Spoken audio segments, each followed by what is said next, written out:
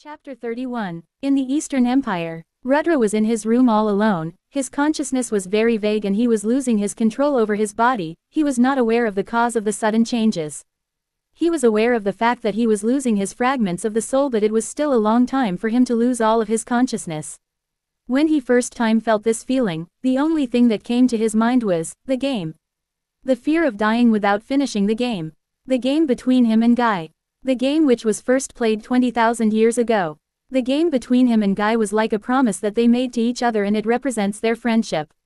He wanted to finish the game, that's why he started to rush everything. He was planning to use Masayuki and the leader of the Freedom Association as a pawn, but he changed his mind to use Masayuki when he heard about the result of the tournament hosted by the leader of Monster. Yuki, the leader of Freedom Association, was also humiliated by the same monster, but Rudra was aware that Yuki could be useful. He is not an ordinary person, that's why he wanted to use him as his pawn, and that's why he sent his one of the most strongest subordinate to appoint Yuki. In an unidentified land where no demon lords rule. After getting humiliated by Rimuru, Yuki was living there with the moderate clowns. 1 month has already passed since he left the Ingratiate Nation. He is no longer the leader of the Freedom Association. He lost all his hope to rule the world and make a world where everyone can live peacefully, and the reason was the unimaginable strength of Rimuru. When Yuki first came into this world, he was able to make Cargill his servant. He thought that this world was with him and this world would help him to achieve his dream, but that day he lost all the hope. Yuki was a genius and he always thought that he would easily escape from any situation, even from the situation where he would be weaker than the opponent, because his trust in himself, or rather his brain, was more than anything. But everything shattered that day when everything he believed was irrelevant. His brain, his strength, his comrades, everything was useless in front of that slime. That day he felt the death. He felt something like an endless darkness.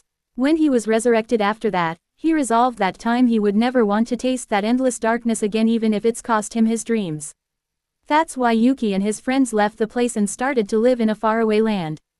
His life was going good, but one day someone found him, and this someone was the same person that caused the every event in the previous timeline.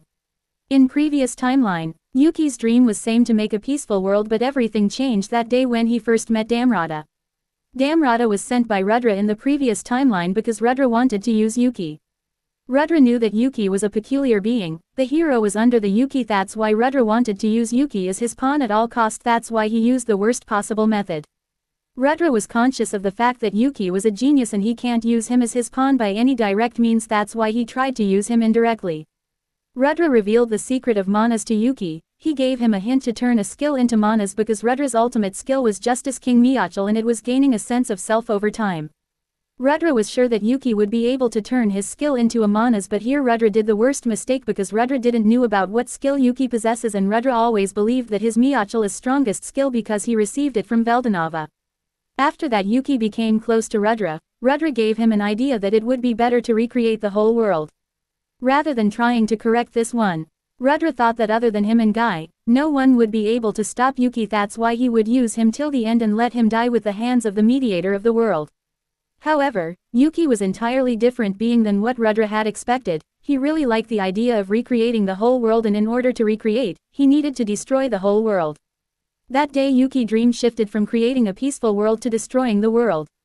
Rudra's skill never successfully gained the sense of self because Rudra was turned into sword. Yuki's skill gained the sense of self, then Yuki successfully overtook the Velda and almost completed the first part of his plan to destroy the world. No one was able to stop him except the one being, and that was Rimuru. Yuki met the end of his life as a bad guy in that timeline. This was witnessed by one more guy, and his goal was to resurrect Veldanava, and it was Feldway, but after witnessing Rimuru he thought that it would not be possible to defeat him as of now, even if he released the Destroyer Dragon, that's why he started to wait again. In the current timeline, Damrata came to meet Yuki, but this time Rudra directly tried to use him because Rudra thought that Yuki would have grudge against the Demon Lord. Greetings, ex-leader of the Freedom Association. I am Damrata from the Eastern Empire. Greetings, can I ask you why are you here?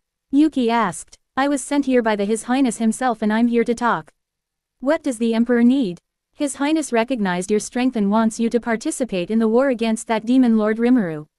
It'll help you to complete your revenge for the humiliation, and you don't need to hide what happened that day because our spy was there in the office where you, Clayman, and your friends were getting humiliated.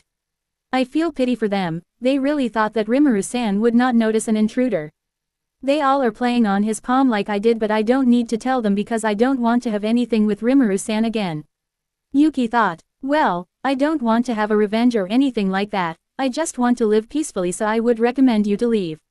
Yuki replied, are you sure? You don't want to join hands with the Eastern Empire? Yes, I guess I don't have any choice left. Damrata said and attacked Yuki. Oi, why don't you let me live peacefully? Haha, you coward, you should have joined us when I was acting as a good guy, now even if you beg I'll beat you to the pulp first then forcefully take you to His Highness. Man, you are really a pain. You really want to fight that badly, then I guess I don't have a choice left. Boss, what happened? I heard oh Laplace, nothing, it was just a wild animal intruded our house. Yuki was sitting on the chair and his foot was on the corpse of Damrata. Hee, boss, they really don't want us to live in peace, so what should we do with his dead body? Send him to the Eastern Empire as a present from the ex-president of the Freedom Association. As you wish, boss. In the Eastern Empire, there was 3 persons in the room. One was the strongest human. One was the one of the strongest human. One was from the strongest race.